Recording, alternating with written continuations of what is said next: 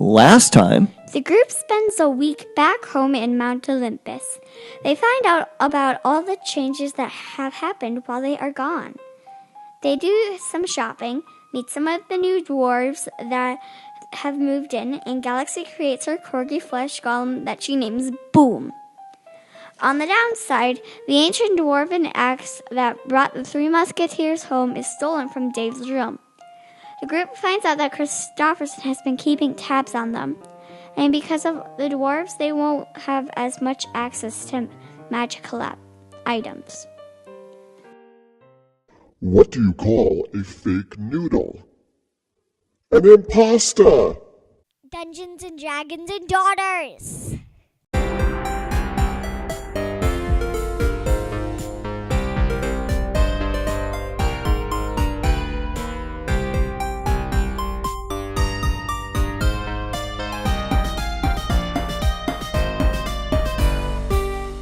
welcome everyone to another electrifying episode of Dungeons & Dragons Daughters. I am Kurt, Daddy the Dungeon Master. To my left we have... I'm Sam I am, and I play Mimi. And to my left we have...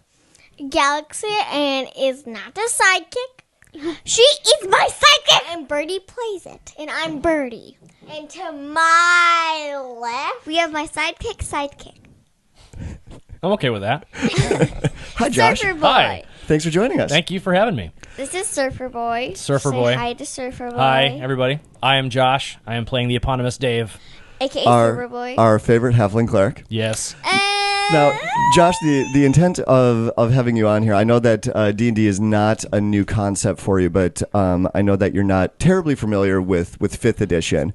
And that's kind of the point, because I'm going to be trying to make my best effort of getting new players on this show, new to D&D and new to 5th edition, to coincide with the contest that we're running. So the contest that we're running is that we're giving away one of the 3 core rule books for 5th edition, Dungeons & Dragons.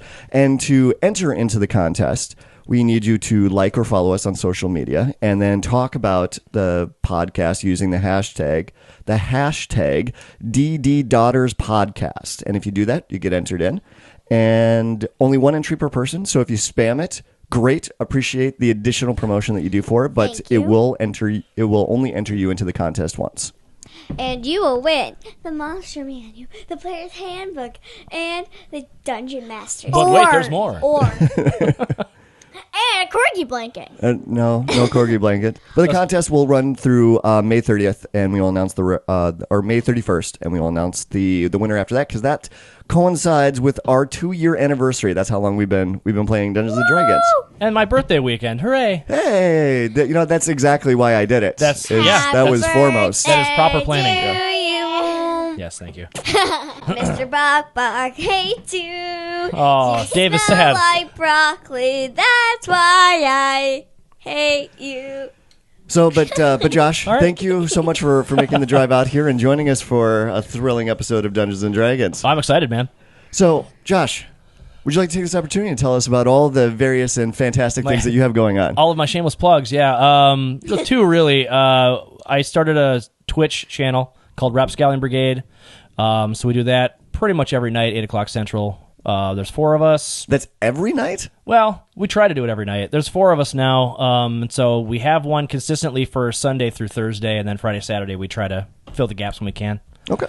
But then, actually, as part of that, we have a YouTube channel where we post all our stuff, and we have playing some Dungeons & Dragons with Roll20 called D&Derp.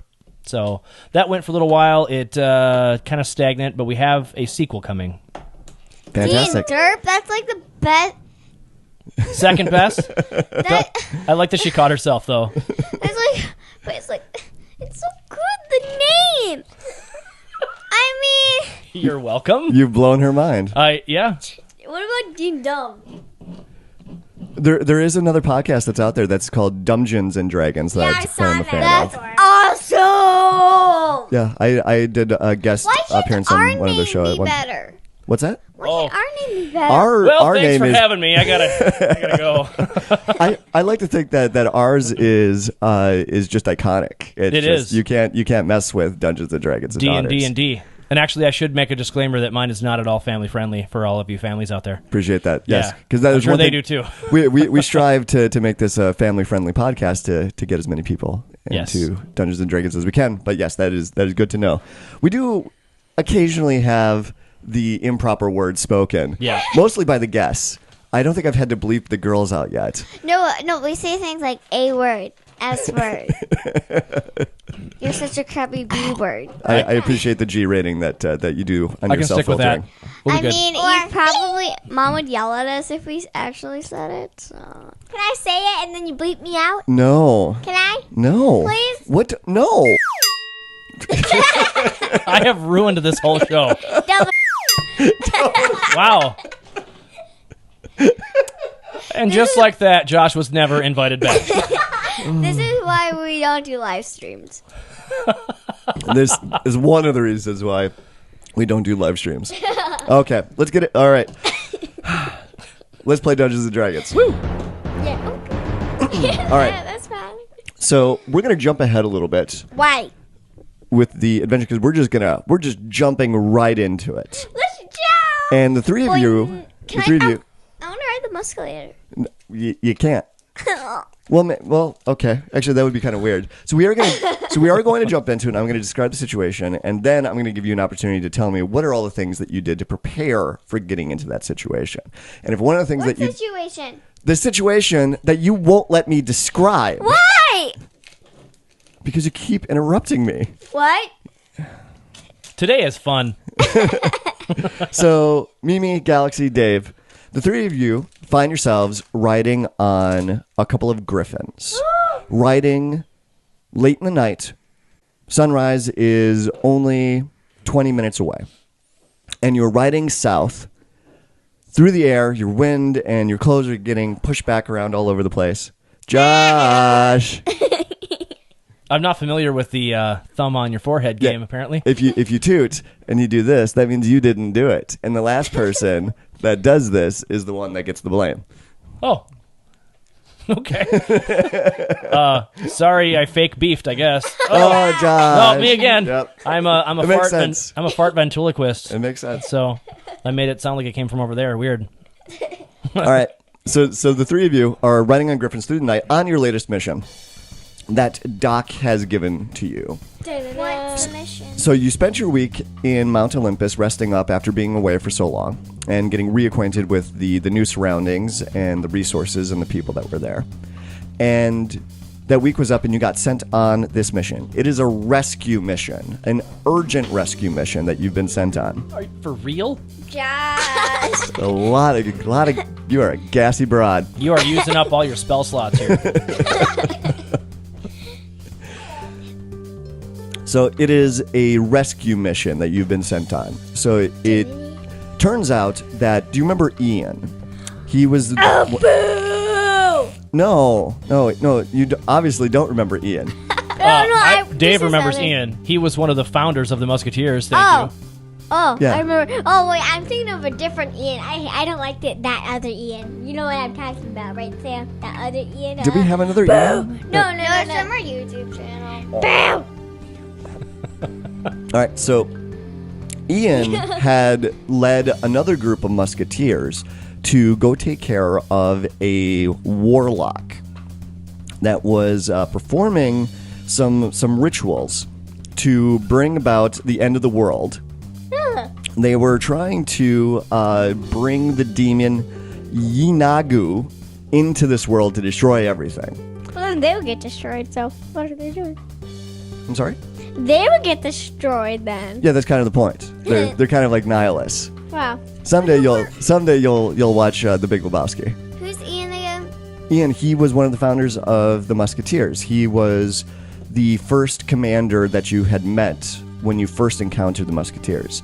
He had a little bit of a southern twang to his voice. He sounds like Greg! Actually, no, he didn't sound like Greg. He sounded like a little bit of a southern accent.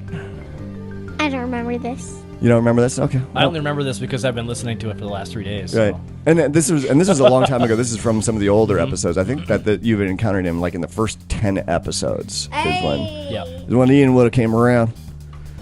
And I'm going to be going in and out of the accent quite a bit. Was he in the bar? Because I forgot to practice this. Was he in the bar? He was not in the bar, no. Ah. So after you got transported from the underground caverns under Westman, when Jed sacrificed himself to the vampires, you got transported to that new temple or that new cavern or ruins, and then that's when you were surrounded by these soldiers, which we found out later were the musketeers, and Ian was the leader of them. Yeah. And then we helped them. Yep, and then you helped them, and then they led you back to Mount Olympus, and Ian introduced you to Doc and got you enrolled in the Musketeers. And then after that, you famously became the Three Musketeers. Yeah, we're even more famous than Ian. You are, yes, because... Wait, what? I was just saying that. I was just kidding. The three of you are the most famous Musketeers because you three took down the ancient black dragon, Eltor. Zelane. No, Zelane was the fire giant in the last arc. We also took him down. That was Well, long. no, that you- was years ago. No, for Zelane, you did not actually fight Zelane. I know. You got lucky with the spell that you cast on him. You cast fear on him, made him run away, and then you used the axe to transport. Wasn't Zelane the dragon? No, that was no. Zelane was the dragon. Zelane is the fire giant that we just ran away from. No, but he's the dragon. No, that's Eltor. I remember him as a. I love how we're still doing the recap at this point. It's going to be a 4-hour session. But Zelane, you keep saying Zelane was the dragon. No, I did not. Zelane's the dragon. No, That's Zelane the is not the dragon. Zelane's the dragon. Then who's the bad guy? That's Christopherson, Oh, yeah. the main bad guy. I'm going to roll to get the game going. Never mind, that's 7. I guess we're going to have to keep recapping. I'll Yep. try. Oh, and I got a 7 too. I think All right. 7's unlucky. All right, so this is already going to be a heavy edit episode. Derailed. All right. So you are on these griffins in the middle of the night, flying south to rescue Ian and the other musketeers Why are we rescuing them? because they got in trouble. Why? Because they were sent on a mission to go take down this warlock. This warlock that was trying to bring back this demon Yinagu into the world and destroy it. And as far as you know, they were successful, but they got into some hot water. They were not able to escape out of the area. So this is the opportunity that you have. So you are flying through the night. You are committed. You are in the middle of this mission right now, and I want you to tell me what it is that you did before you got to this point. What did you do to prepare for this mission? I went on the Because musculator. if you don't say that you have it or that you did it, it didn't happen. I went on the musculator. All right. You went on the musculator? I have 2 because I'm fast. I won the lottery. You won the lottery before you went on this mission. Yeah. I got 3,000 more coins. No. I did. Okay. I have 2 things. So I got ready, feather fall, and I turned president. Okay. I won the lottery. I got 3,000 more coins. All right, so I'm just going to skip over all that then. I spent all night praying to Mishakal for a successful journey. I rode Look the at me getting all into musculator. character and stuff. I 'Cause rode the musculator and wet my pants. Can you roll a survival check for me then? If you went on the musculator? Okay. If she gets a natural one, she's dead. short game. Yeah. No, but I have a pretty good survival. 18. 18. All right, yeah, you went on the musculator. Great. I'm bad at All right, survival. high fives all around. Yeah. It was thrilling. You screamed. You got wind and dust in your hair. And did not wet your pants this time. And my hair is not beautiful. Yeah. So you immediately went on the musculator and then climbed on the griffin. Yes. Did you want to talk to any? Okay, never mind. No, I'm just going to give you the Don't open information. that door. No, we're just gonna keep moving. All right. So some of the other details that were on the mission. The reason why that you were being sent on griffins in the middle of the night is because it was urgent, and you are actually on the last 2 griffins that the musketeers have. All of the other griffins have either been killed or they are off on other missions. And a lot of them have been killed on this particular mission. So what needs to happen is that you're going to fly in on your griffins above the small castle where the musketeers Why are can't currently... they just Why can't I just turn into a giant eagle and they ride on my back and then we don't have to risk any more? I'm getting to that. So you are flying to this castle of where Ian and the rest of the musketeers have holed up after they successfully completed their mission. So they'd killed this warlock who was trying to perform this demon ritual. So they were successful in that, but they got trapped in this castle surrounded by these beasts, these animals that are called Gnolls. They're these sort of half hyena, half man type of creatures. But they're super feral, they're super dangerous, and they just kill and eat any living thing that they come across. So the details that you have is that these Gnolls, there's thousands of them that are surrounding the remaining musketeers in this small castle, in this little town. And the Gnolls, even though that they're beasts, savage creatures, they still use weapons and armor.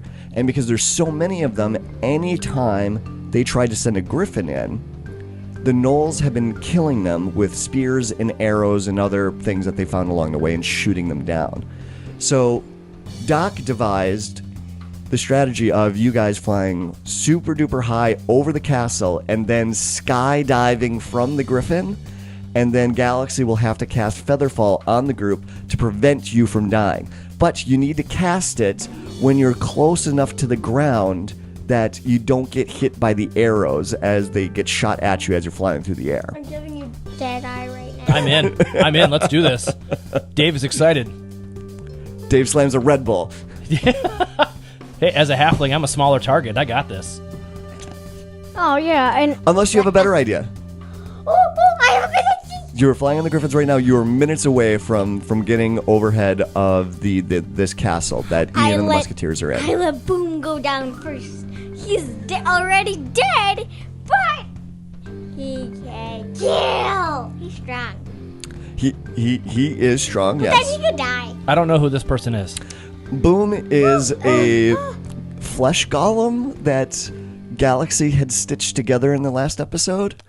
But she decided to stitch together a corgi from the parts of other dead dogs. Yeah. Oh, yes. The Okay, I remember that bad now. part is that there's no corgis. The good part is that there's a bunch of dead corgis. That's right. I recall that awkward conversation about his inventory. All right, so yeah, if you have a better idea of getting into the castle, so as you get closer to the castle and you're minutes away, the sun starts to peek up over the horizon. The morning has come.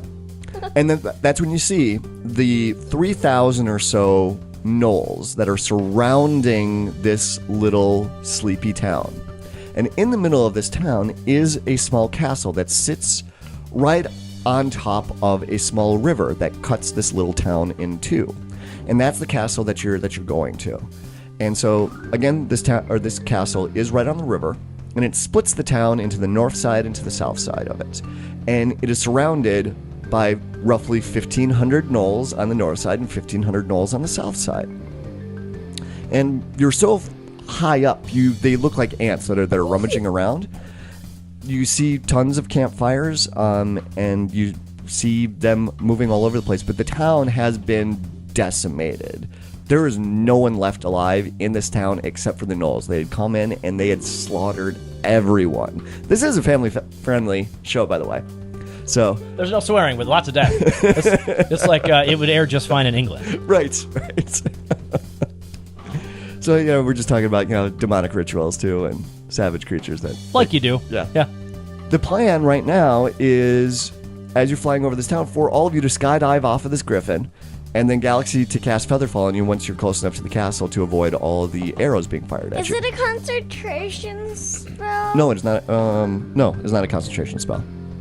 All right, so as I skim through these spells, I may have come up with a plan. Okay. Because Dave. So I've got Guardian of Faith. Sure. It basically just says a giant spectral guardian, whatever. Yep. Can we use that as a distraction as we float down so that they don't skewer us like pincushions? You could. Well, what's the range on that? That's a very good question. 30 feet, but it lasts a while. So, and it is also stationary. So wherever you cast Right. it stays in that area. So you'd only be able to cast it out 30 feet from your location. Oh, so they'd basically be looking at me and it. Yes. Okay. Yes. Well, that was a failed idea. All right. Thanks for that. Can You could just go with the skydiving. You don't have to come up with another idea.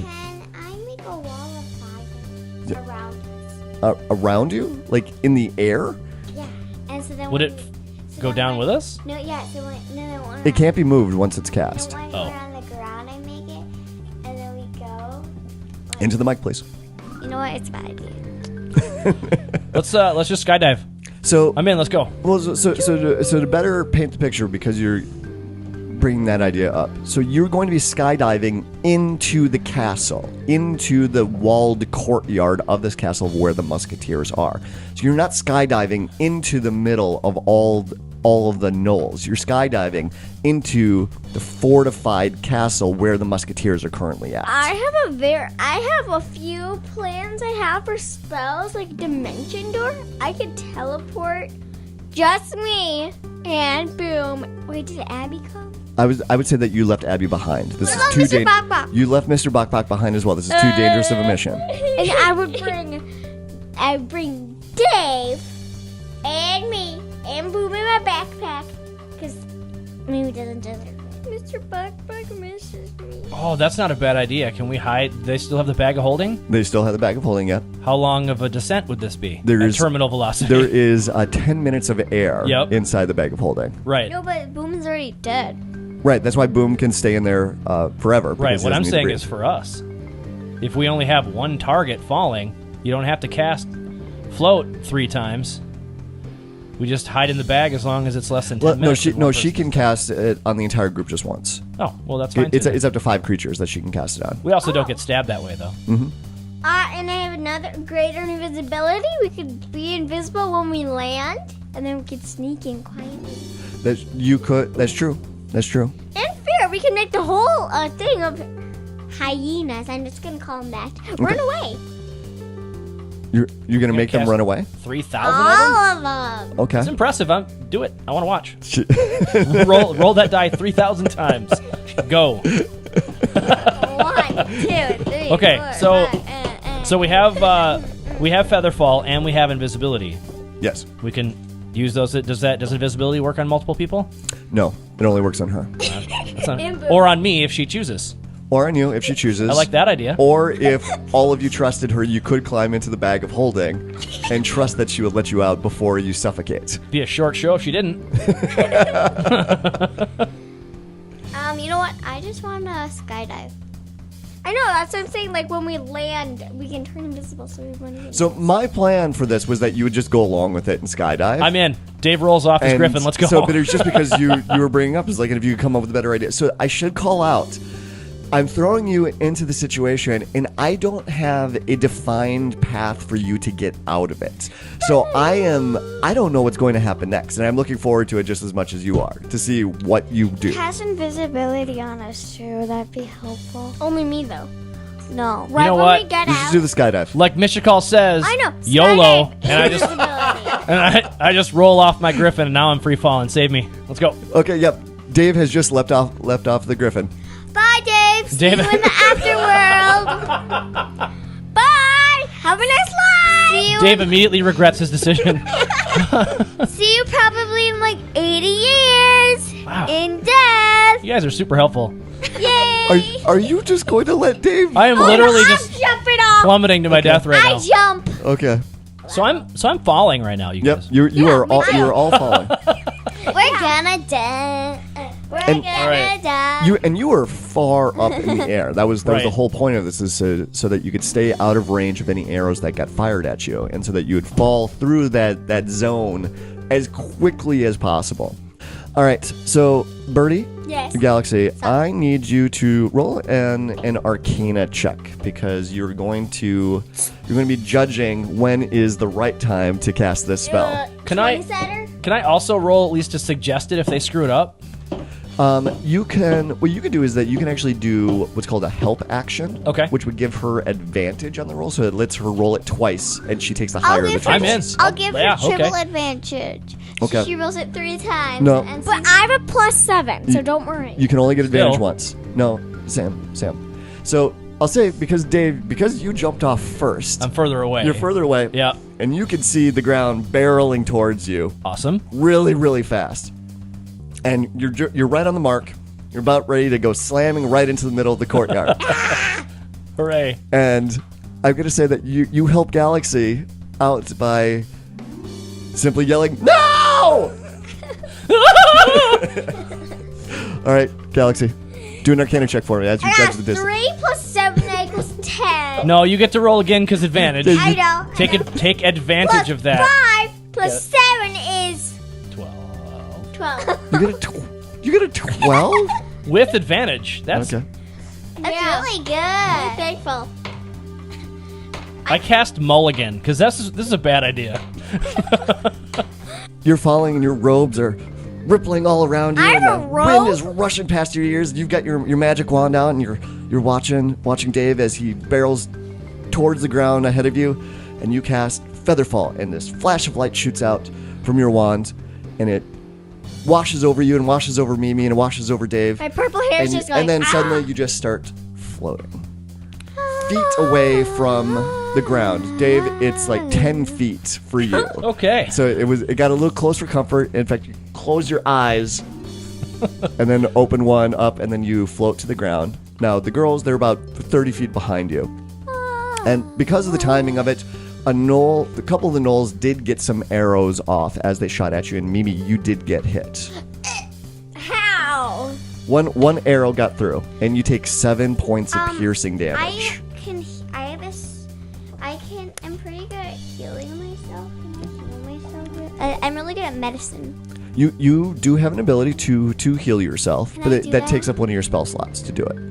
Plus, you also have a cleric that's in the group that's also very good at healing. Who is quite grateful for not being in pieces on the ground right now. Can you heal me? Yes, I can. Then be nice to him.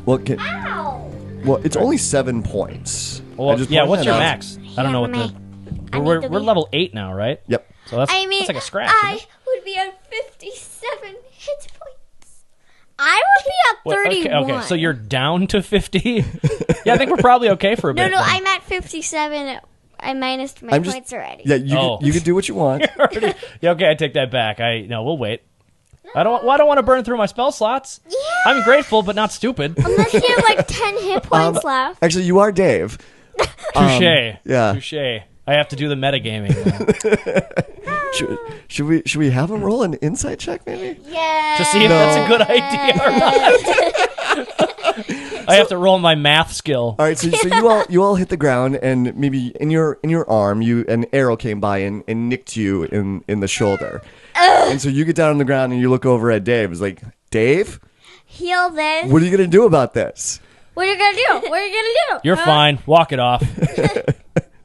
Excuse me, I'm older than you. Okay, so for real though, I don't believe it's a good idea to waste a spell Yeah. slot on 7. Well, not that I know that it's 7, but I don't believe it's a good idea to waste a spell slot on a minor wound as that.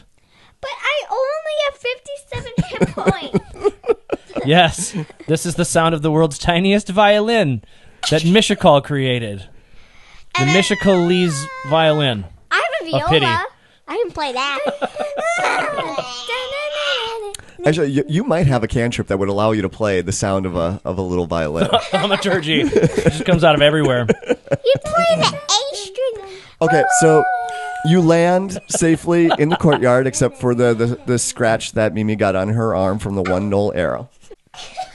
In the courtyard, there's a bunch of dead Gnolls, and there's other bodies lying there too from musketeers. You see the jet, the Atlantean jet, is actually sitting in the courtyard, and it's sitting there, cold, quiet, and its back door has been open, and it looks like that someone had gone in and thrashed the place. So there was another detail that I forgot to bring up, is that Ian led musketeers on this mission, and they had used the jet to get down here. That's stupid. It's so loud. Okay, but it's also impervious to arrows. Right. That's how they got into the castle in the first place. Is So that No. Is it like a Harrier? It's got vertical takeoff? it does have vertical takeoff, Dude, yes. that's what? sweet. I'm just gonna hang out in the jet, let you guys do the mission, so I can survive and be the getaway person. Okay. You're not even So old enough. so you go onto the jet. and I look at Can it. I do like an investigation and make sure it's safe to go Yeah. on the jet, maybe? I'm going to investigate if there's anything in there. Or perception or whatever that would be? I'm going to investigate if there's anything in there. Roll an investigation. 18. 18. 3.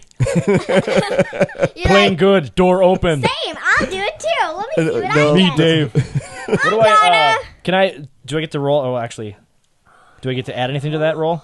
Yeah. So in the little skill section there, next to your stats on the left hand side, investigation. investigation. Jesus. Yeah, that's a -1 actually. So, I got 21. No, you got a 12. You should. so I'm hard pressed to even realize it's a jet at this point.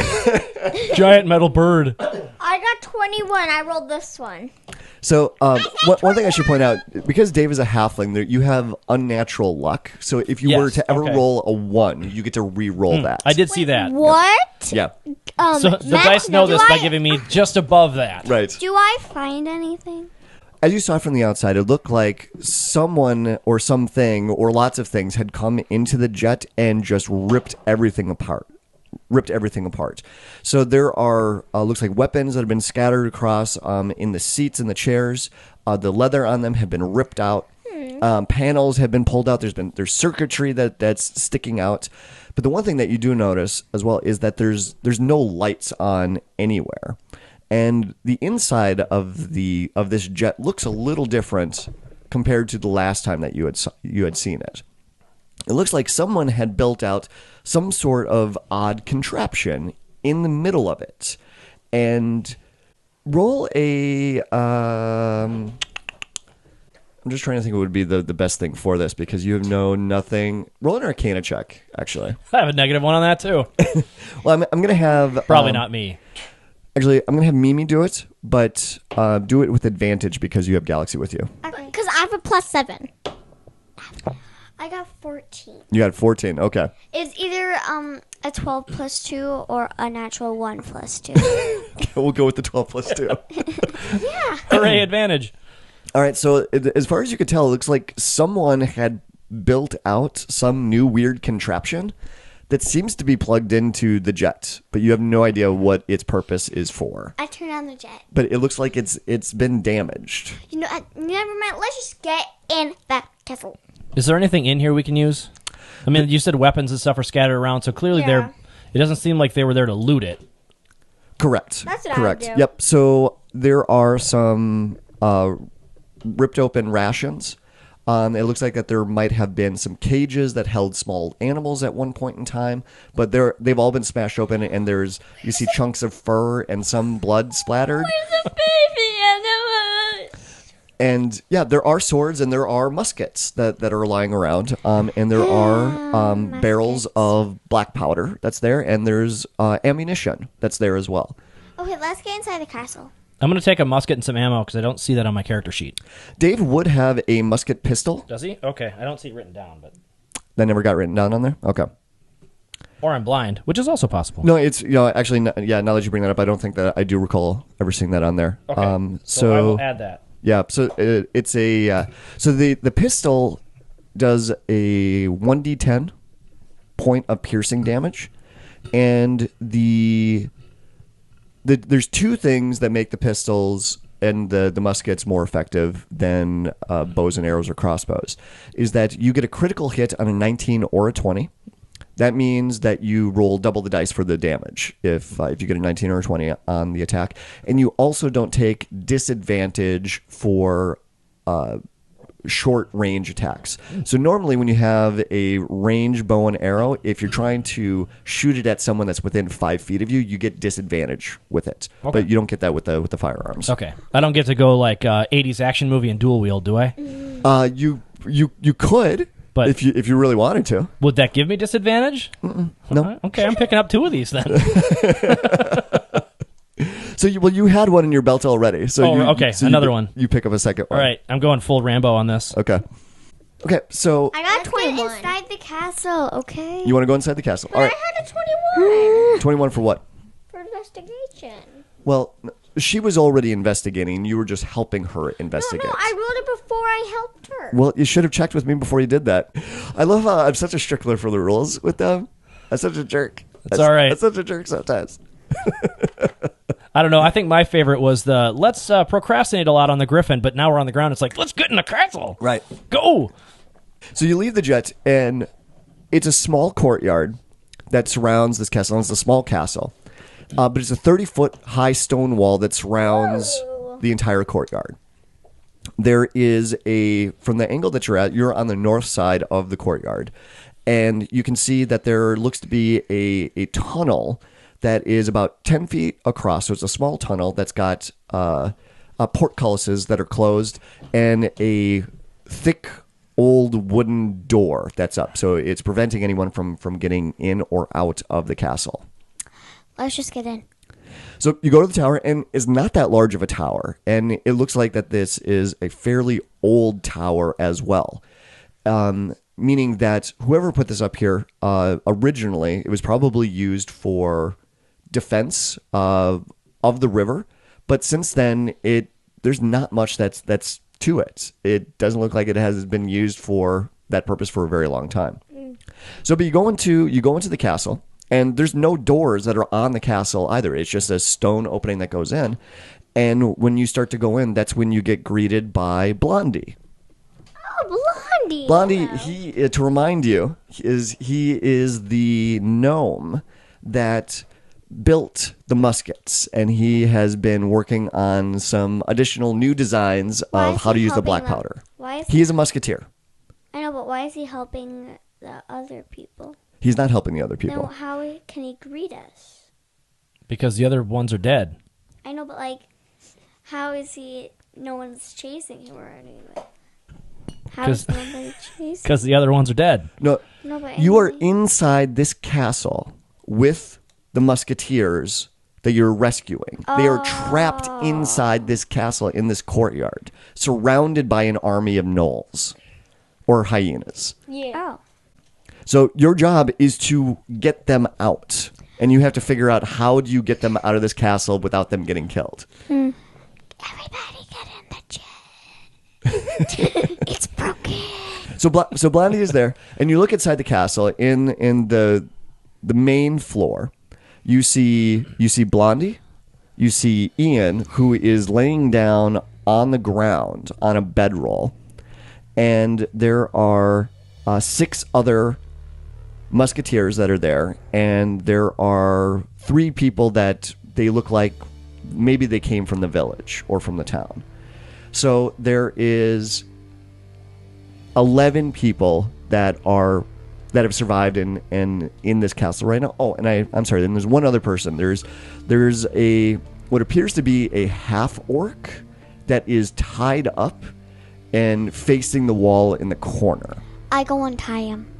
Yeah, maybe we shouldn't do that. Why? So He's probably tied up Blondie for a runs over reason. to you. He's like, no, don't untie him. We tied him up. He's bad. He's a bad guy. Don't do that. Oh. It's like, it's okay. It's good to see you. Mimi, Gallexsy, Dave. Get in the jet. You're Get here in. to rescue us, right? That is the plan. All right. How are we getting out? I'm sorry, Blondie was a gnome? Blondie is a gnome. Yes. Okay, so And he talks very, very fast. Okay, that's all right. Would he be able then to check out the jet, see what's going on? See if it's repairable? You can ask him. Is the jet repaired? Can you repair the jet? Hey, good idea. You should ask him. No, they stole the crystal. Where's the crystal? The gnolls took it Where's the crystal? outside the walls Where's the crystal? with the big gnoll. Where's the crystal? The leader of the gnolls, he took it. What's his name? I didn't stop to ask. Why? He just took it. Has anyone investigated the keep yet to see if there's another way out? Yeah, there are openings down below Okay, that leading to the river, but there's no boats. cool. We can swim. And it's a small river as well. So you would still, if you got out onto the river, you would still be in range of the arrows. Archers, got it. Okay, I figured as much. I saw a whale at the zoo. I could turn into a whale. I could turn into a whale. We're gonna go out and then we Pinocchio could swim style. on the river. No, you saw a whale bus. Yeah, I saw a whale bus. It's an A animal. whale bus going. Okay, round, let's entertain this idea for a I little saw bit. Totoro, and I Let's- can change into a giant cat bus. Are you going to We have Geppetto the same this? socks. Are there stat blocks for a whale? I thought it had to be a comparable size. That's significant. She's able to change into animals up to a certain challenge rating, which is a 2 at this point, which can be a significant size. Should I go Clarence? I'm going to say, there's no stat block for it, but I'm going to say that a whale would be higher than a challenge rating 2. That's a very large animal. What if I turn into a giant eagle and bring everybody across? As an eagle, you could probably carry maybe 2-3 people at the most. And also arrows. Everybody, get down to the river. Get down. What's your plan? Get down to the river. Then I'm going to bring everybody across eventually. And then we're going to escape. So the river itself is surrounded by gnolls as well. It cuts through the middle of the city. Well, then I'm going to do firewall. Which is stationary. We can, how we got in.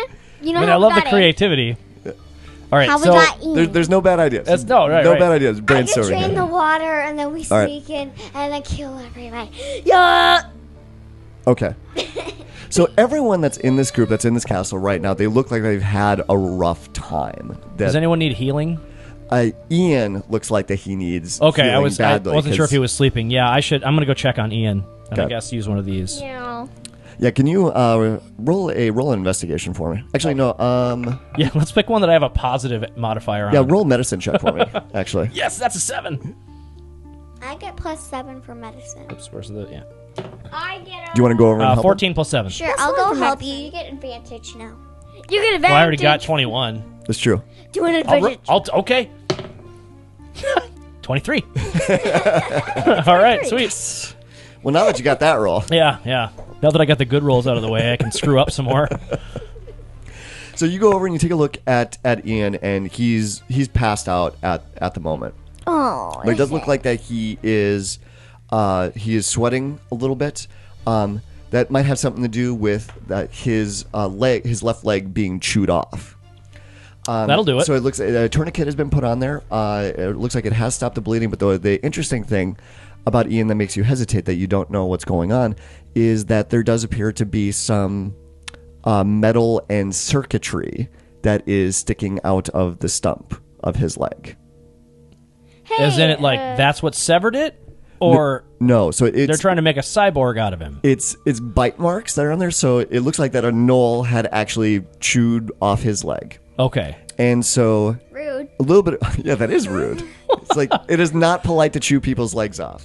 Ian is a Atlantean, so he comes from the island of Atlantis, which is this small pocket of human civilization that still has access to modern technology. No, they're even stronger than Mandarin. Right. Oh, so he's like a robot. So he's got some cybernetics that has been implanted into him, and this gives you pause because while you could heal the physical parts of him, you're not sure how to deal with the technology that's embedded into his body. What has happened And with you him? might be, you're a little hesitant about that. You could be doing more damage than, you could be doing more harm than good. Okay. If you try to heal him without addressing That makes sense. the cybernetics All that are right. in there. Yeah. Birdie, come on, or Blondie, sorry, not you. Hi. Hi. Blondie, come take a look at this. Hey Dave, what's up? Metal leg. I'm new to this. Have you seen anything like this before? No, I've only seen the things that come out of his arms. I didn't know that they went through his legs too. Okay, so you're at least familiar that he has non-meat parts. Yes. It's really interesting. He wouldn't let me get a good look at it before, but yeah, I want to see how it happened. Okay, well, he's passed out and can't say no. Oh, Well, that's it. All Sweet, right. I can This take is a a look. family show. Sorry about that statement. Edit that one out. It literally Yeah, does. I gotta get used to children. All right. Yeah. So maybe take a quick look. I think he'll hopefully thank us when we let him not die. so he goes down and he starts poking around it a little bit, and you see like Ian's he stirs a little bit as Blondie gets a finger in there as he just starts poking it. He's like, Touch. "Geez, Dave, I don't know. I'd love to give him back to my lab back at Mount Olympus, but right now it's I don't. Yeah, I'm not sure there's anything I can do for him. All right. If we had the leg, maybe." Oh, there we go. Okay. So I'm random leg in my backpack. You do not have a leg in your backpack. It's attached to the rest of the corgi. Yeah. No, don't give him a corgi leg. He'll still be alive, though. Like, Boom will still be alive, and then he could be back together, and he'd be half corgi. Yeah, Boom wasn't who I was thinking about there, but okay. So can I guess? Well, my investigation is garbage, but can we go scan the courtyard for his leg and or the jet or whatever? Sure. Okay. Would anyone who doesn't suck at investigation like to help me out with this? Sure. Yay. Okay, all right, I'll just roll then. Yeah, roll it with advantage because they're helping you look I have around. a plus Sweet. 7. Oh, 18. -1, so 17, but that's still better than the 4. All right, yeah. Okay. Yeah, so I'm good at investigation. So 17. 17? Can Yeah. I do investigation? All right, sure. You can roll investigation too. Why not? quick, just tell us we found the leg. That was the sound of finding a leg, I think. I got 26. A You metal got 26? leg All right. with a fleshy meat wrap around it. So you determine that the leg is actually in the belly of one of the dead gnolls. Okay. And that's when you hear yelling come from the musketeers that are in the castle. And they come running out of the castle and they run towards the walls. And that's when you hear the snarling and the grunting and the sound of metal clanging on metal. And you hear one of the musketeers yell out, "They're attacking again!" And they run up onto the walls around the castle. I run up to the wall. So where was the sound coming from? Inside the Outside the outside of the walls. walls. I Okay. just wanna- Where is Blondie through this? Blondie is he's staying back in the castle. So Okay. it's the other 6 musketeers. So 3 of them are running to the north side, and 3 of them are actually running to the south side. So Got it looks it. like that the gnolls are attacking from both sides of the river at I the same turn time. into a polar Okay. bear. You turn into a polar bear. Polar bear. They're good swimmers. And I summon Clarence. Okay, well, we'll get to that. We'll get Because to we're that in a going to second. be attacking. So what do you want to do? right. So are you going to go up onto the parapets with the musketeers and help them? Or do you all want to go to one side? Do you want to split up? Or how do you want to do this? So I know we're gonna be fighting them. Wait, what about Ian? Is he... He's inside the castle and Blondie is staying with him. Yeah. I want to summon Clarence, and he's gonna go by the wall to protect the other 3. I'm gonna turn into a polar bear and stay with the other 6. Okay. So you're gonna summon Clarence. And I'm send him- sorry, who's Clarence? Clarence For the is noob? her dinosaur. Of course it is, sure. That was a stupid question on my part, and I apologize for that. So it's to be more specific, Clarence is an Allosaurus. Okay. Okay, so there's potentially a lot of combat that would happen with this. So you would be summoning a dinosaur, obviously. Like you do. Yeah. Yep. You would be turning into a polar bear, but you would be going to the north wall, and you'd be sending Clarence to the south wall. Dave, I imagine, is just up there with both his pistols.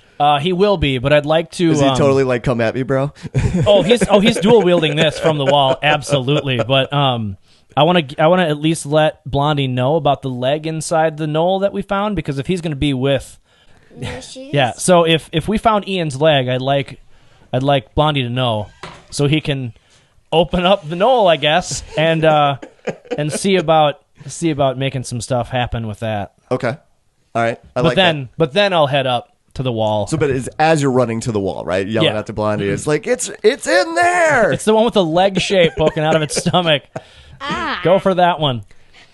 All right. So Gallexsy, what are, so everyone's talking about what they're doing to prepare for the Gnoll attack that's happening right now. So is there anything in particular that you're going to do, or are you just going to run up to the wall and start flinging spells at them? You're going to do that? Okay. So Dave, you go pull your pistols out of your belt and you go run into the stairs to go up to the wall, and you yell out to Blondie, and you see Blondie come out of the castle, and you see him grab hold of the Gnoll's body, and he starts to try dragging it, and he's not strong enough to get it.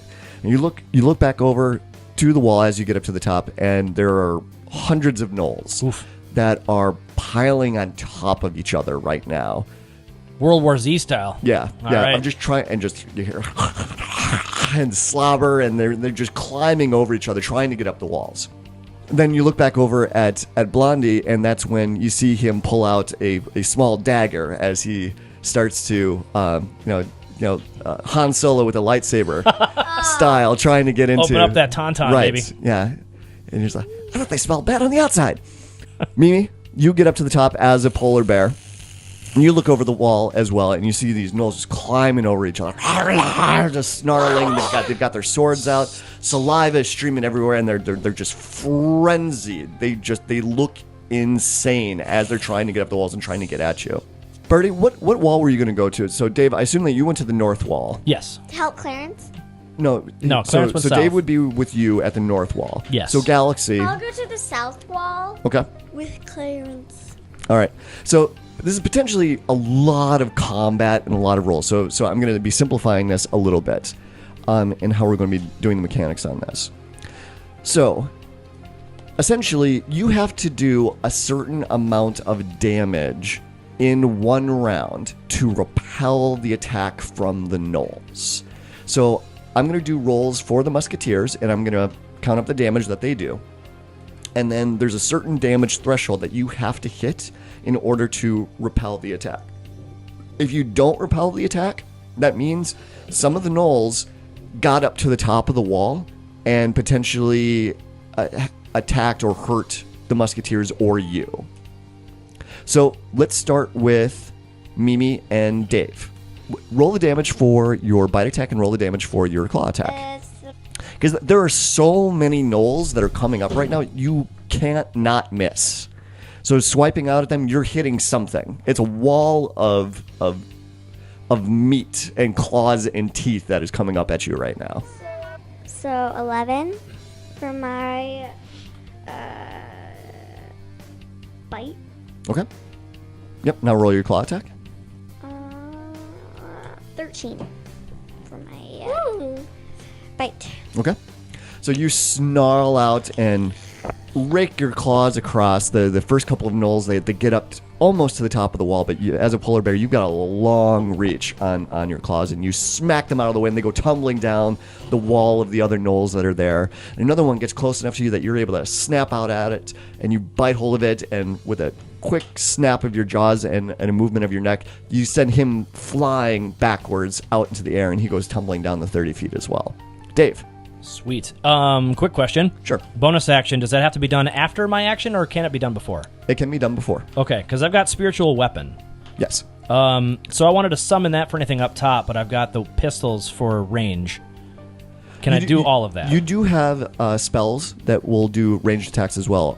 In fact, one range spell that you have is called Guiding Bolt. And if you cast that actually does 4d6 radiant damage. Oh, I didn't see that on the card. Oh, it's on the... I don't see that either. You don't see Oh, Guiding yes, Bolt? I do. I lied. It was the second card. Okay. Awesome. Why would you lie? So you have the pistols I'm that a are terrible available. person. You have the pistols that you can use, but they don't use up spell slots. Right. The Guiding Bolt that would use up a spell slot. It Okay. has the potential of doing more damage than the pistols. Okay. But I can only do either Guiding Bolt or the pistols, right? Correct. Okay. Well, Correct. then I guess, we'll maximize the damage. And do Guiding Bolt? Guiding Bolt? Okay. Yeah, so roll 4d6. Okay. Or you could even cast it at a higher level. So Guiding Bolt is a level 1 spell. If you were to cast it at level 2, it gives you another d6 of damage. If you cast it at level 3, it gives you 2 more d6. If you cast it at level 4, it gives you 3 more d6. What spell level am I on? You have slots up to level 4. So I could do level 4, which would give me a lot of dice, but burn up all my spell slots for the day. No, it would just burn up one of your level 4 spell slots. Got it. Okay. So if you look at your spell sheet. The second one? Third one? Yeah. Yes. Okay. Yeah, so you'll see slots available under each category there of how many you have. I think you have 2 level 4 spell slots. Yes. So you would Guardian of Faith and Stone Shape are written there. Yep. So you would burn up one of those slots. Okay. Yeah, I don't normally play spell users. In fact, my D and Derp character, who's a Dragonborn named Frizzle Punch, he screams advantage and just runs at people. So thought-provoking magical attacks are not my specialty. All right. Or you could just do Rambo style and use your main action to fire one pistol and a bonus action to fire the second one. No, we'll go with this first. We'll Okay. see. Maybe on the next wave, I Okay. guess. All right. So, let's do that level 4 thing. Okay. So that basically is 7? 76, yes. Okay, cool. We have 3, so we're going to roll. Birdie, do you want to give him some more D6s so we can roll them all at the same time? Or do you have 4? There you go. Beautiful, thank you. I have more than 4. That's all right. I have 7 now. I have 8. Let's see what you got. Here we go. They're all 1s. All right. 25. 25. All right. All right. So, yep, you hold out your hand, and white light shoots out of your hand and hits the gnolls just as they're getting up to the top of the walls, and it sends them flying back. And it actually lights one of them up. And I love the description on this because it covers them in kind of like this glowing aura that makes them easier to see. And so the next person that tries to hit them actually gets advantage on that attack. Nice. All right. So then I'm going to jump to the south wall now because this is where Gallexsy and Clarence is with the other musketeers that are there. So Gallexsy, what is it that you are going to do at the south wall as you see these gnolls charging up over each other, trying to get up to the top of this 30-foot stone wall? Fireball. Fireball? Okay. Yeah. That's a great one. Yeah. Do I need a roll or does that? You need to roll the damage for your fireball. Which? Yep. Dice? They roll a dexterity saving throw to take half damage, but because there's so many of them, you're going to hit a bunch of them with max damage. I need an 86. 24. 24? Sorry, 24. 24. All right. So 24 points of damage. Mimi, can you roll the damage for Clarence for me? I'm like, Clarence. So Gallexsy, you get up to the top of the wall. You see all these gnolls that are coming at you. You point your magic wand at them, and this huge fireball explodes out from it and sends the huge pile of gnolls toppling down and burning and screaming. Why do I need a wand? Can't I just do it with my hands? If you want, however you want to describe it. I thought the wand gave it a magical advantage. No, the wand is her. The rules are in D&D that you. So, Hold on a second. Sorry, I know it's your turn. You can either use spell components or you can use an arcane focus. So spell components, that's if you really want to get into like the nitty-gritty details of spell casting, of like going out of your way to collect the specific little components that you need for a spell, which could be something as simple as a feather for featherfall, or it could be a strip of leather, or maybe you need to secure a jewel that's worth 500 gold pieces. And so there's all these opportunities of exploring and role-playing and trying to gather up these materials for your spells. I didn't want to get into that level of minutia with this, especially with the girls. So the alternative rule is having an arcane focus, like a magic wand. It really can be anything that you want it to be. You just have to have that item on your person in order to cast these spells. Okay. Now, her magic wand is a special magic wand that gives her bonuses to her rolls. It makes her spells a little more powerful than what they would normally be. Right. Okay, so Mimi. So what is Clarence doing? So he's going to use his bite and claw. Okay. So, So the mechanics with Clarence is, as a dinosaur, in order to get both attacks, he has to charge forward 30 feet first. Picture like Jurassic Park of like the velociraptors charging out. They do the claw attack and then they bite. So I'm going to say that happens as Clarence charges up the stairs. you got the 40. That's a 4. Yep. 4. Okay. Plus 6 is 10. So we did 10. Okay. But and then for his bite, he got 7.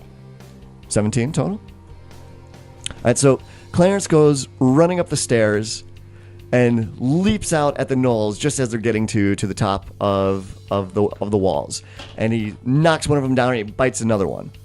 And then this is when the musketeers that are there, they finally join into the fray as well. Although this is happening all at the same time. It's just chaos at the top of the wall.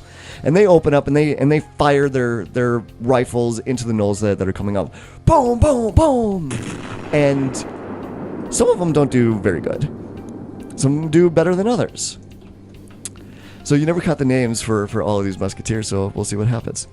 The ones at the south wall, they got a little frazzled by seeing all the gnolls that were coming up over the wall, and then all of a sudden there's this dinosaur that comes leaping out from behind them, and it startles them, and they kind of all shoot off in different directions. They've had a rough day. They've really been through it. and every single one of them misses, and they get overwhelmed and killed by the gnolls that are coming up over the wall. And it's Gallexsy's fireball is a thing that finally knocks the gnolls back and sends them tumbling back down over the wall. Musketeers die? The three red shirt musketeers Oh. at the south wall, every single one of them got taken down by a gnoll. That's why I never wear a red shirt that much. Quickly, Ensign Steve.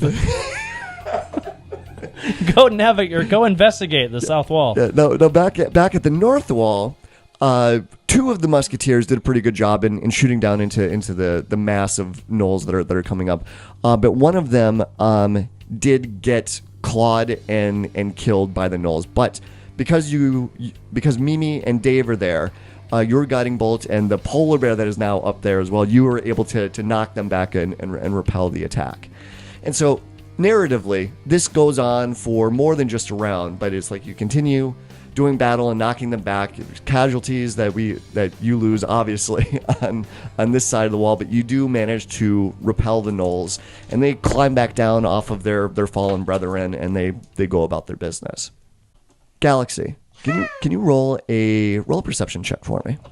So the battle ends, things quiet down, the gnolls kind of they pull back and they go about their business of continuing their siege around the castle. 18. Thank you. So with an 18, you do see something a little odd. You see that some of the gnolls, after the battle is over with, they come back, but not in a charge, not in a fury, but very methodically they come back, and you see them starting to drag off the bodies of their fallen brethren. You see them starting to pull off those bodies of the gnolls, and it strikes you as a little odd. You wouldn't think that these savage and demonic creatures would really care that much about the dead bodies. I think I have a prediction. Okay. They're taking the dead bodies so they can recreate them. So they make them back to life. We're thinking necromancy. Roll an Arcana check. 14. 14. Did you add your modifier to it? Okay. 7 plus 7. 14. You're not quite sure, but yeah, you do have a guess that maybe there is something nefarious that's going on with the bodies. Mimi, can you roll a perception check as well? Mm-hmm. I got 9, and I already added my thing. Okay. So you see the same thing. You see the gnolls slowly and methodically come back and start dragging off the dead bodies, and yeah, you have no idea why. Never. Because she's Mimi. Do we have any indication on just how much of a dent we put in their forces? Not. Roll a perception check. Okay. Ooh. Yeah, that's good. 21. 21? Yeah.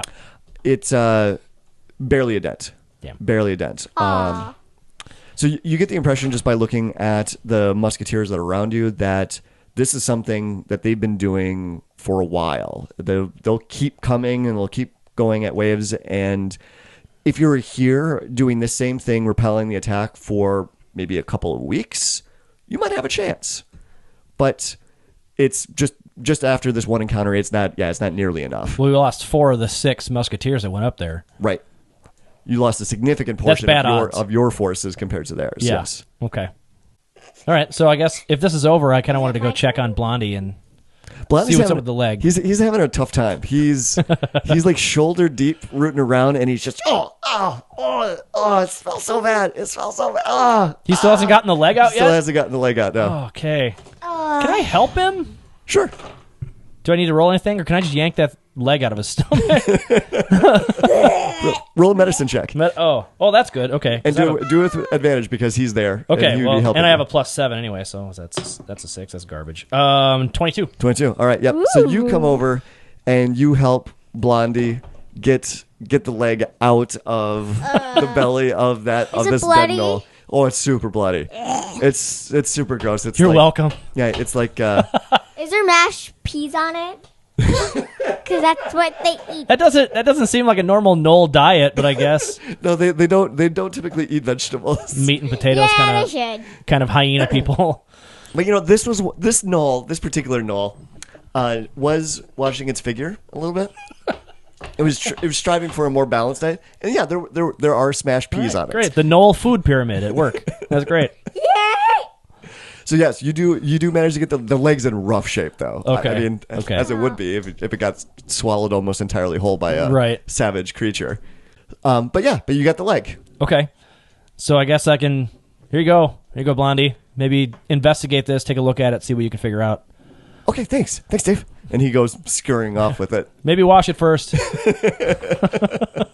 Yeah. So, and he stops. He looks back and he says, "Oh, by the way, thanks again. Those Gnolls, they're gonna do that again in about an hour. It's been like that for the last day or so. It's like every hour we're gonna get another wave in. So, yeah, I hope you can come out with something." Oh, you and me both. He goes running off. Girls, any ideas? Polar bear. Let them die. That's true. You are still a polar bear. Let them die. See ya. And run away. Okay, so just want to point out, just like some of the. Okay, so your mission was to come here and try and save as many of them as you can. Bad news, good news. Bad news is that you did just lose 4 musketeers in the last attack. Good news is that's 4 less people that you have to worry about rescuing now. Morbid, but accurate. It's like the corgi thing. We don't have any bad news. We don't have any corgis.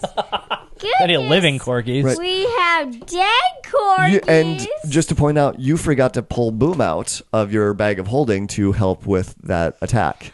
Boo! Why did you scream? You can't hear anything once it's in the bag of holding. Oh. I just opened the So lid. maybe it did. I just opened the lid, and what happens?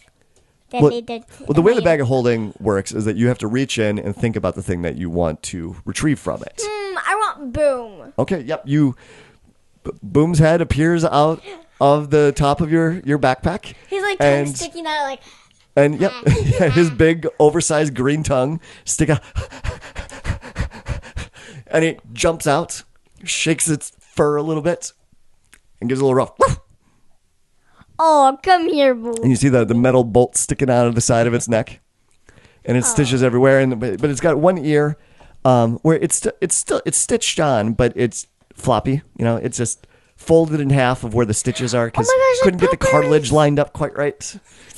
Yeah, that's a bummer when that happens. Her ear is like how it's sewed. It's halfway on there. It's kind of floppy in a way. Yeah. So like that. Yeah. Oh, I love the dogs like that. Yeah. So Boom looks at you with its brown eye and slightly larger blue eye.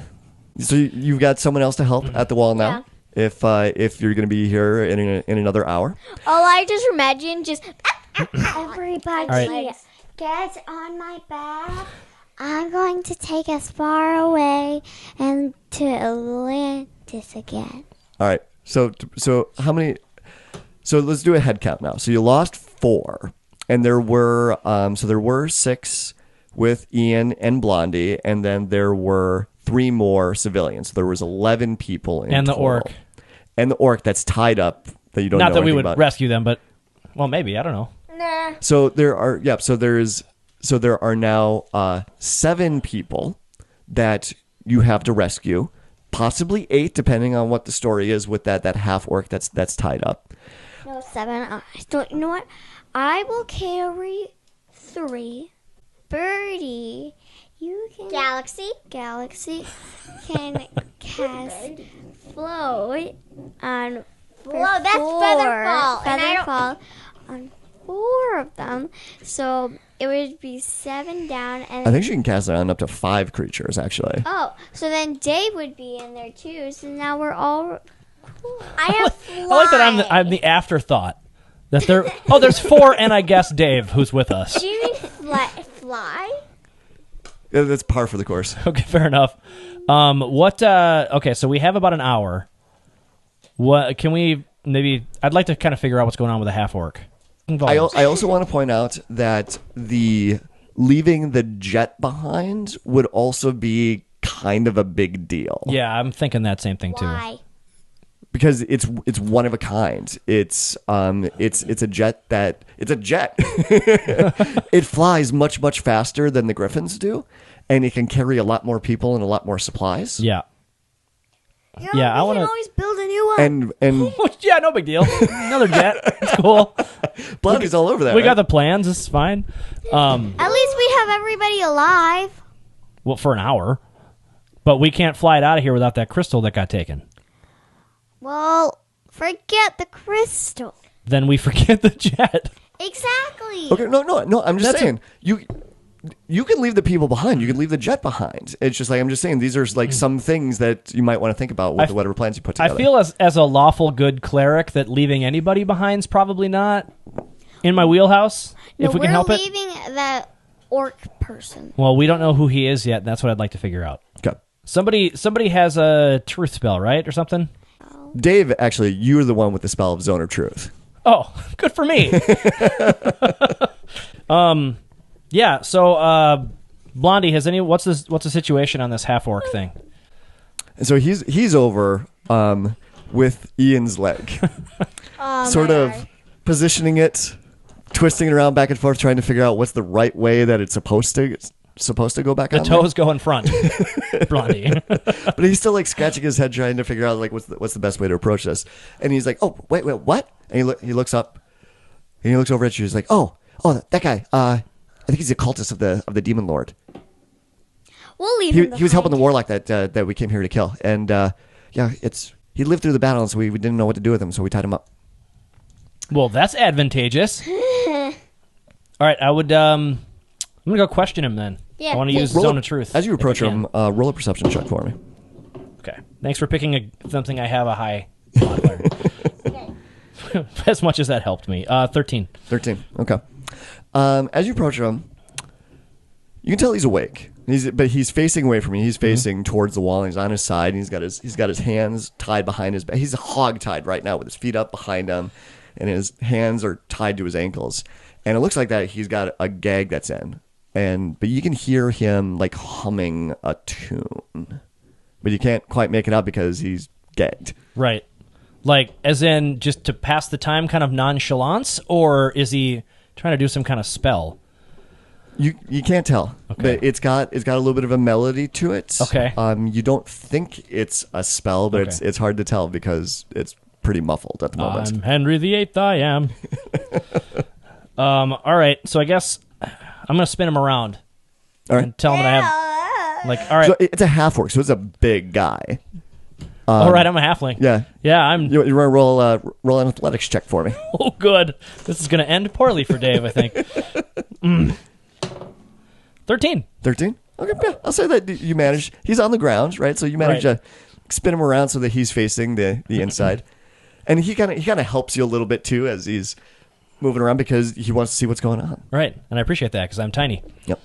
So he's got grayish, bluish skin on him. You can see tusks sticking out of the bottom part of his jaw that the gag is sort of like woven into a bit.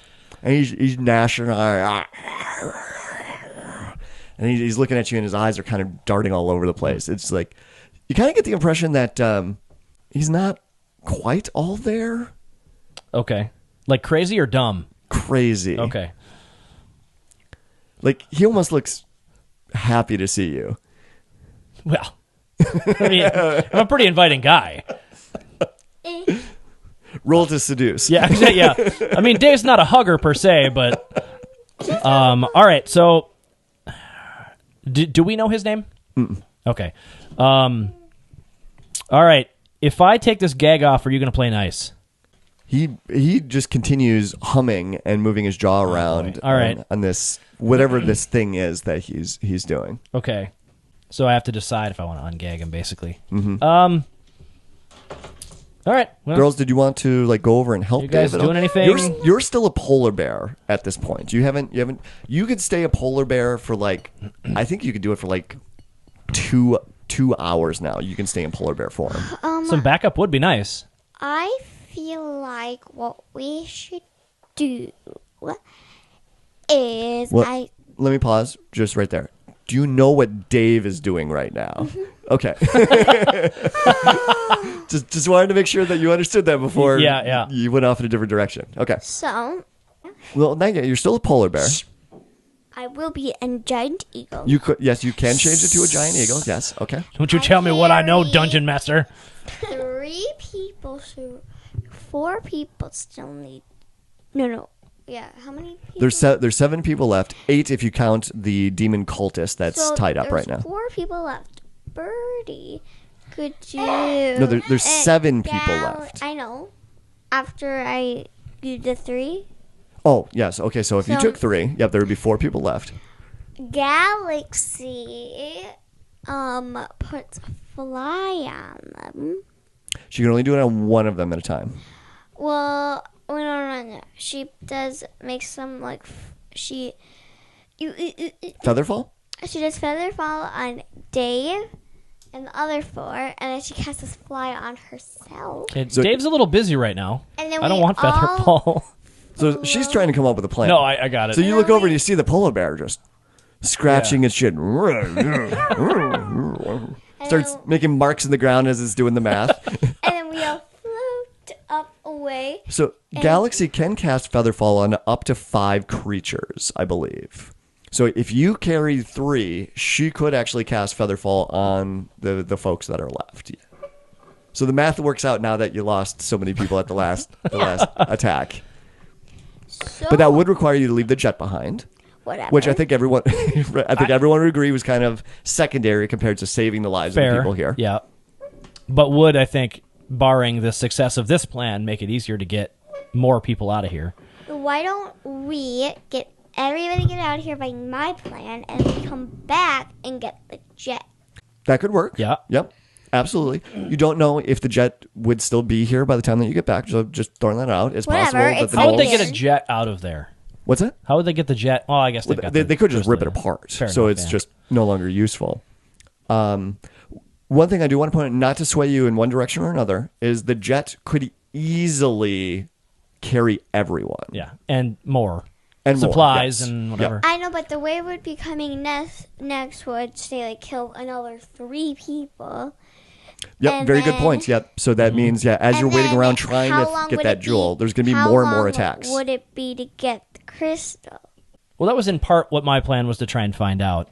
I don't know if the orc is crazy and it's not going to help us. Although, we have 3 villagers. They're from the village outside the castle, right? Yep. So we have them to talk to as well. Yep. I like my plan. Of course you do. Why? It's better. Oh, yeah, totally. It's relative. So, Featherfall only lasts for a minute. So if she casts that on 5 of them, that you only have a minute to get wherever it is that you need to go while they weigh as much as a feather. And then she casts it again. Well, we can use my plan where say their 1 minute wears off, okay? Then she would cast it again. Well, no, this is really good. We've got options that are there. Mm-hmm. Dave's going to be trying to find out some more information from the cultists, maybe talk to some of the other people to get a little bit more details, but you've got the forming of a plan that could potentially get everyone out. Gallexsy, do you have any ideas?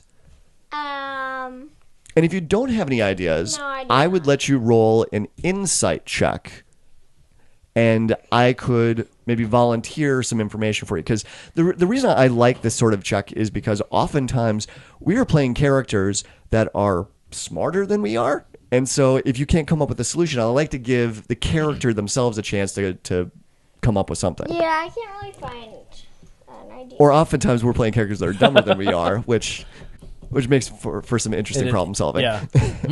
Whatever I get, +1. I can always get advantage. Why? Because I only have a +1. Why would you get advantage? I don't know. Good answer. Actually, you know what? I really like that logic. And I think that going forward, we should all use that. I always get advantage. I get advantage. I don't know. Because reasons. I might get a bad roll. Well, right. Let's do it. 16. 16? Yeah. All right. So with a 16, you start thinking about this, and you think back to the planning and the chat that you were having at the very beginning. There is 10 minutes of air that's inside your bag of holding. Oh, yeah. And it's roughly 64 cubic feet of space that's in there. Wait, I got an idea. She flies with 5 people in her bag for 10 minutes. Okay. Well, you can cover a lot of ground in 10 minutes if you were flying. A giant eagle can cover a lot of ground in 10 minutes. Yeah. Some more details have come out of formulating this plan. Okay, Dave, what do you got? So you're standing there over this half-orc cultist who's looking around crazily. And he's sort of smiling up at you right now, and he's humming this tune or song or spell. You have no idea. Right. I'm uncomfortable about leaving the jet behind. I know it's not our top priority, but I feel like that'd be bad. We could come back to it. Right. If it's still here and as whole as it is now. We'd only be gone for like 11 minutes, and we need to get these people home. So I say, go with my plan. Yay, we agree. Yeah, but we're more than 11 minutes from home, right? I assume? Correct. Okay. Yes. I know, but then we could land somewhere and then take a little break. It is a small town. Okay. It's 10 minutes of flying would easily bring you past the town's limits. Fair enough. Okay. All right. Do you want to at least give Dave a chance to see if he can get some more information before you... Out of that guy, but only that guy. Only that guy? Okay. Yeah. I don't get to talk to the villagers afterwards? Okay, fair enough. Right. Compromise, I suppose. Ian is also gravely wounded right now. I guess we don't have a lot of time to waste on him. He could ride on me. I mean, And depending on how you transport him could make his situation worse as well. Yeah, you don't want to move someone with a spinal injury, I mean, even a robot. he could. The best idea if he was gonna fly would probably be on me because it got harder for him to breathe in Gallexsy's back. But he is unconscious as well right now, so it would be very difficult for him to fly in the back of a giant eagle. And with only one leg. and again, not shooting your plan down. I'm just these are the logistics. These are the issues and the problems that you need to solve for. We need to get the people home. You don't convince me of that. Convince them of that. I'm proud of anything. Okay, so Gallexsy, here's me. At least I'm not. I have a chance not to be suffocated. Go talk to the person, and then if you don't get anything else out, I think we should go my plane. All right, so now I have to decide if I want to keep talking to this rambling cultist, because apparently I only get one chance at this. Or you join my. Well, I'll join the idea. Okay. I just need to, for better or worse, we'll do it, because I'm apparently outvoted, but... Yeah. Now I'm trying to weigh whether or not... Can I roll something to some kind of insight or something? I said only Do an to insight check, yeah. Okay. Okay. 26. Oh, What? okay. I'm Dave and I know things. Yeah, you don't know some things too.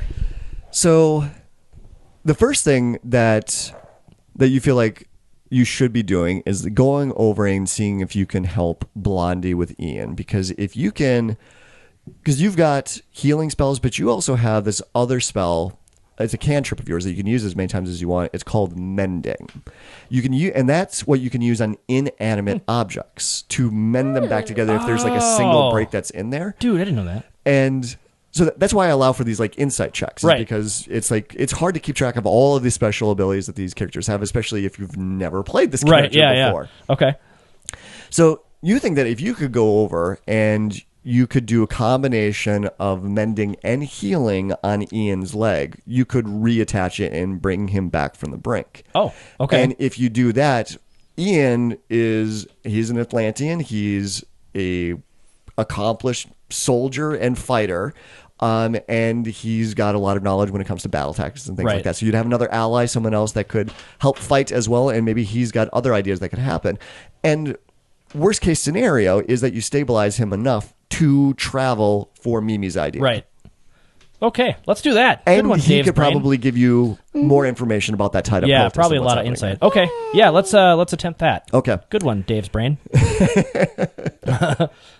Roll a... All right, so you go over and you start taking a look at the leg and you help Blondie move it around so the toes are pointing in the right direction, because that's as far as he got. He didn't get very far with with the leg. He was... Because he got really enraptured with the circuitry and the other metal and stuff like that was sticking out of there. So you get that put in place, and because Blondie is helping you, roll a medicine check with advantage. Okay. That was a natural 1. Thanks, advantage. Remember, you get to re-roll ones. Oh, that's right. Just as Okay. a halfling. All right. So do I, with advantage, do I still get to re-roll a 1? No, you don't. Okay. All right. Only if that was the highest of the advantage. Ooh, that would be a bummer. Like, if you rolled 2 1s, I would let you re-roll it with All right. That's 16 then. 16. Okay.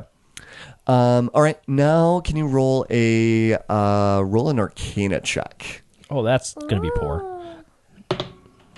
Oh, 16. 16. Okay. All right. So you get it lined up. You get the materials together there, and you get the flesh lined up the way that it's supposed to be. Now I need you to roll one more medicine check. Okay. 10. 10.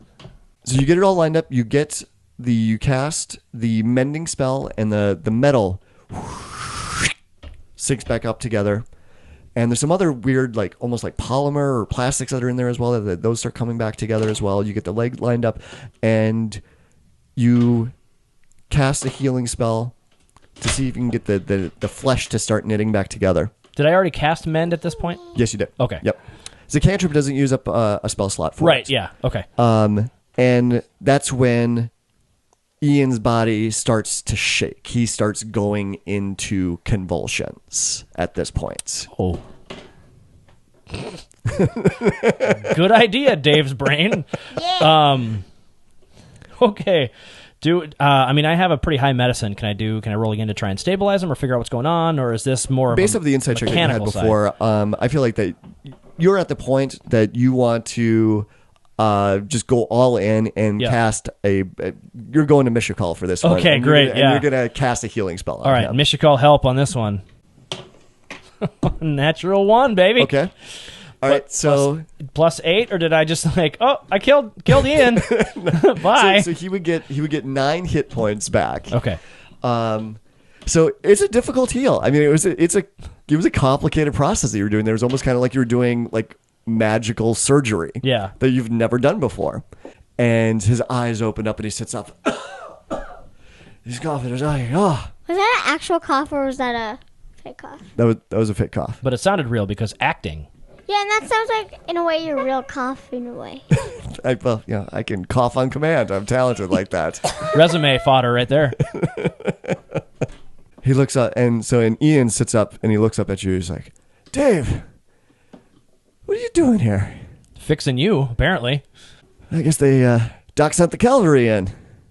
Yeah, that's what I'm told from the prologue. He's like, all right then. And he stands up.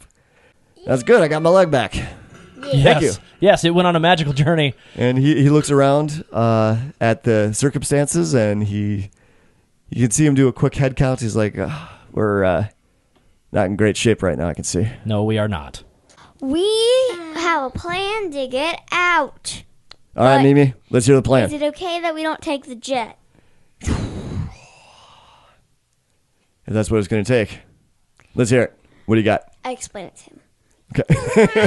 So I like that shortcut, actually. so tell me one more time. So you're going to stick as many people as you could into the bag of holding, Yes. and then you're going to carry everyone that you could on your back as a giant flying And eagle. then Birdie will fly. Gallexsy will fly. And then once 10 minutes are up, Gallexsy will cast Featherfall on the people in her bag, which will go for 1 more minute. So if you have 10 minutes, so I believe that Gallexsy's fly spell lasts for 10 minutes, that she can concentrate on that. So 10 minutes is more than enough time to get outside of town that you could land and let everybody out of the bag of holding. We'll just take 10 minutes. We don't need to do the Featherfall thing. Okay. So Ian's like, well, maybe I'd hate to leave the jet behind, but the people come first. We can always come back. I can always be an eagle. And then, Nope, I agree. Let's, we can always come back for that thing. It's people are more important than things. So Gallexsy's going to carry me? In her unicorn butt bag. I'm sorry, what? in a unicorn backpack. I have to climb into a unicorn's butt. Backpack. He rubs his temples a little bit. He's like, all right, everybody, gather things up. We're getting into a unicorn's butt backpack. Or you're flying on an eagle. Or where is this eagle at? I'm gonna be an eagle. You're all right then. He looks over at you, Dave. Dave just lets out a chuckle. Yeah. It's like, all right, let's do this. I turn into an eagle. Okay, yeah, you turn into a giant eagle that's got like a 60-foot wingspan on it. So, but you're standing there, but it's like you're about, I have no idea. You're about 10 feet tall, just standing there on the ground. You could carry 3 people as long as they're small. I'll carry 3 smallest people. Well, if that's me. does not I'm pretty sure. include me. What are you leaving me behind? You're gonna go Birdie's unicorn backpack. But if I'm the smallest person, it would make more sense for me to be on the. Plus, I have spells. I don't know if they're gonna come in handy for blocking arrows, but Fine. I can. No, I have my pistols if I need them. Yep, you do. Fine. All right, so you pick two of the people that look to be the smallest. One of the villagers is a dwarf, so it's hard to judge dwarves by their weight because they're very stocky. Squat and stocky. Yeah. But you think that the dwarf probably weighs less than Ian, for example. So there is a dwarf from the village. He looks like he would be one of the lighter ones, and then also from the village, there does appear to be just sort of a generic human peasant that's there. Doesn't look like he gets enough to eat, so he looks like that he's one of the smaller ones as well. The Gnolls sell all the peas, apparently. Right. So it would be Dave, this dwarf, and this human peasant. But why Dave? Because he's the lightest. everyone We've hate already Dave? gone over this. Mimi. So Mimi, you would bend down as a giant eagle and sort of spread your wings out a little bit so people could get on your back. And Dave gets up there, and the human gets behind Dave, and he looks really nervous and scared about what's going to be happening here. All right. He's like, "Are you sure about this?" No, but Mishakal will guide us. Oh, okay. Is there any kind of blessing or prayer that you could say for luck? Yeah, I said it earlier, but I'll say it again. YOLO. Praise Mishakal. Okay. And then the dwarf comes up there and is like, all right, let's do this. Rubs his hands together, wraps his arms around the human that's sitting in between the Dave and dwarf sandwich. And that doesn't seem to help the human at all that's sitting there. And he looks back, my name is Adsith, by the way. Adsith! My name is Grinnin. This is gonna be great. Gallexsy. Grandma! I just set the unicorn butt backpack on the ground. Come on, get in. Wait, first Boom. Everybody in. Okay, so Boom runs over and dives headfirst, goes right into the He unicorn knows the butt drill. backpack. He Yep, knows the he knows the drill. And Ian is just looking at all of this and just grabs the bridge of his nose. He exhales loudly. So Ian looks at you, Gallexsy, and says, 10 minutes. 10 minutes. Don't worry, my fly will wear off in 10 minutes, so that's when I'll get you guys out. All right. When it starts to wear off. He gets a running start, and he dives into the bag of holding, and it's this weird effect as his body sort of gets squished down to make room for it, and he just gets sucked in. Wait, is it like when they go into there, are they like full size though? Yep, they're full size. They just sort of squish down a little bit. So and then the rest of the musketeers get in there too. And so now, Gallexsy, you're there with your backpack. Oh, hi human. Hi people inside my backpack. And I just They start can't hear patting you. it. They can't hear you. So now that clock starts going down. 10 minutes. 10 minutes and 1, counting. 2, 3. Okay, and then we take off. Okay, you start flying. All right. So Fly! I cast fly. all right. So a large eagle is a very big target to be hit. All right, but I do also have my pistols that I want to at least try and. But I have a lot of take people out before they arrow us. Okay. And I know there's- I am flying. There is a lot of them. Where's the armor class of an eagle? Of the giant eagle? Darn it! I That's thought that's written on your character sheet. It's an armor class of 13. Okay. So even though you're a very large target, all the arrows that come flying up from the Gnolls outside of this castle wall miss you. And they miss Dave, and they miss Adsith, and they miss Grinnin as well. What about me? You're next. Why is no one shooting at me? And yeah, you managed to fly up out of the castle very, very quickly. So the Gnolls were prepared and ready for things to come down and shoot at them. They weren't expecting anything to go shooting up as fast as you did out of the castle, especially a giant eagle. And I'm flying. And yes, and you're flying. So yep, you shoot up straight into the air, and after you get to a couple 100 feet, you're now out of range of the arrows, and you start flying and gliding over this little river town. All right. And then 10 minutes is up, and then we fly down, and we're all saved. Yay! So you go flying over the town, and I'd say it's like after like 5 minutes going at full speed, you leave the town behind. It's a mile behind you now. So now you're up to 8 minutes. So you still got 2 minutes to spare. But you land down on the ground. I'm assuming you open up your bag of holding. No, I just drop it on the ground and I say, people, and boom. Okay. And they all come running out, just woof, woof, woof, woof. And suddenly you're surrounded by all these people, and all of them are like,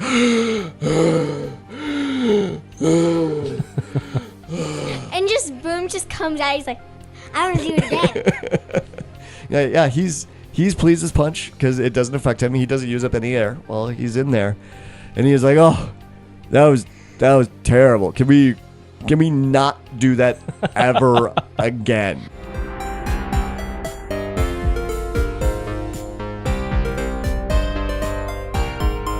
Dungeons and Dragons and Daughters is a proud member of the Block Party Podcast Network. Check out other shows such as GM Showcase, Story Arc, We're So Bad at Adventuring, and more.